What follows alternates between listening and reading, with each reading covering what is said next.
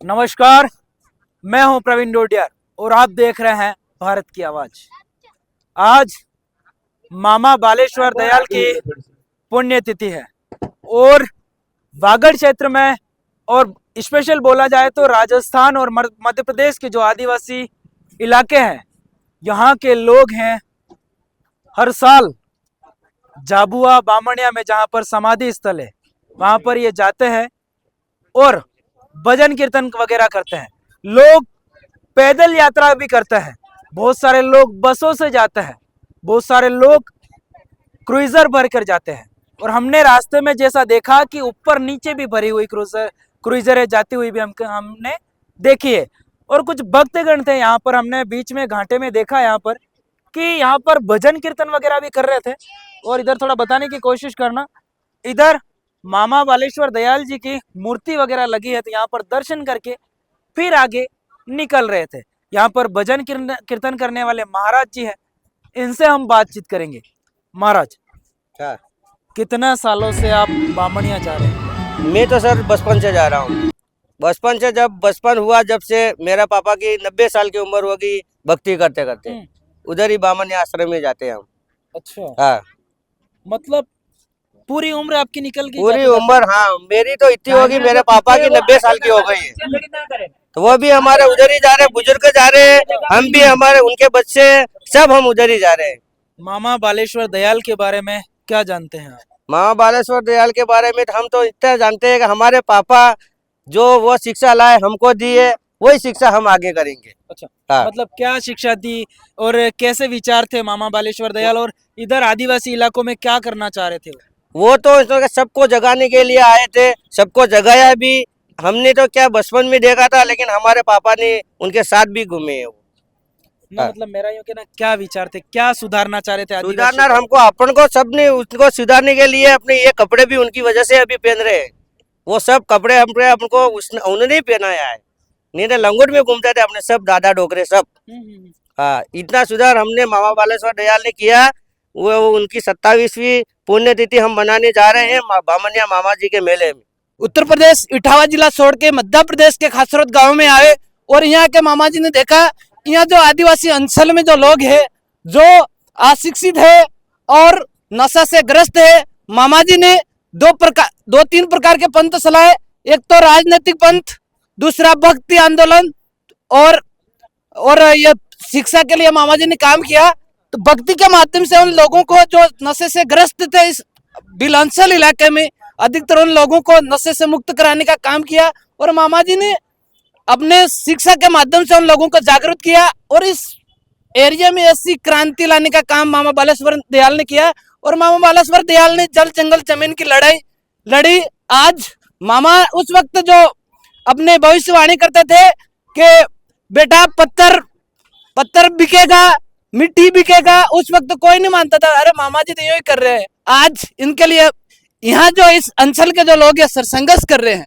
मामा जी के जो भविष्यवाणी थी सही साबित हुई कहीं न कहीं, और इसकी वजह से हम आज ये यहाँ इस ट्राइबल इलाके में जो लोग थे जो लंगोटी पहनते थे, पूरे कपड़े नहीं पहन पाते थे, उनको पूरे कपड़े पहनने का अधिकार नहीं था, मामा जी ने पूरे कपड़े पहनने का अधिकार दिलवाया।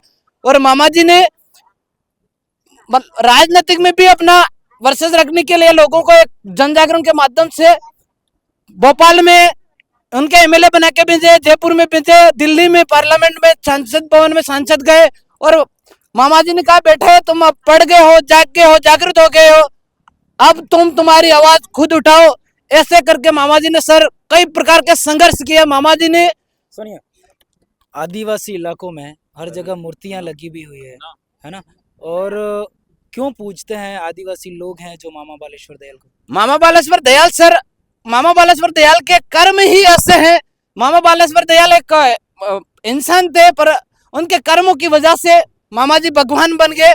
क्योंकि मामा जी ने ऐसे कर्म किए कि इन इलाके में जो लोग थे जो नशे से ग्रस्त थे, कई प्रकार की कुरीतियां थी, उनको नष्ट करके मामा जी ने ऐसा जन जागरण जगाया। आज जिसकी वजह से अच्छे अच्छे कपड़े पहन रहे, अच्छी सी पढ़ाई कर रहे, अच्छी अच्छी नौकरियों में, अच्छी अच्छी राजनीति में, उनकी वजह से। और मामा जी भक्ति के माध्यम से भी लोगों को जागृत किया। जो लोग नशे से ग्रस्त से उन्हें दूर किया सर। तो जो नशा करके यहाँ अपना न्यूट्रिशन नहीं ले पा रहे थे, कुपोषण के शिकार थे। अपने आप कहीं ना कहीं मामा जी की देन है सभी चीजों में। मामा जी ने किया सर। बताइए, ऐसी कौन सी कुरीतियां थी जिन्हें दूर करना चाह रहे थे मामा बालेश्वर दयाल? कुरीतियां तो साहब बहुत सारी थी, क्यों कि अपने डोगरे मतलब आजाद नहीं थे, गुलाम थे अंग्रेजों के। अंग्रेजों से गुलाम थे। मामा जी, गांधी जी, लोहिया जी, ये बड़े बड़े नेता लड़े तो अंग्रेजों से गुलामी भगाई और बहुत अच्छा काम किया मामा जी ने। जो कहते हैं कि जो नर करनी करता है वो नारायण कहलाता साहब, इसीलिए मामा जी को पूछते हैं और मानते हैं। अच्छा।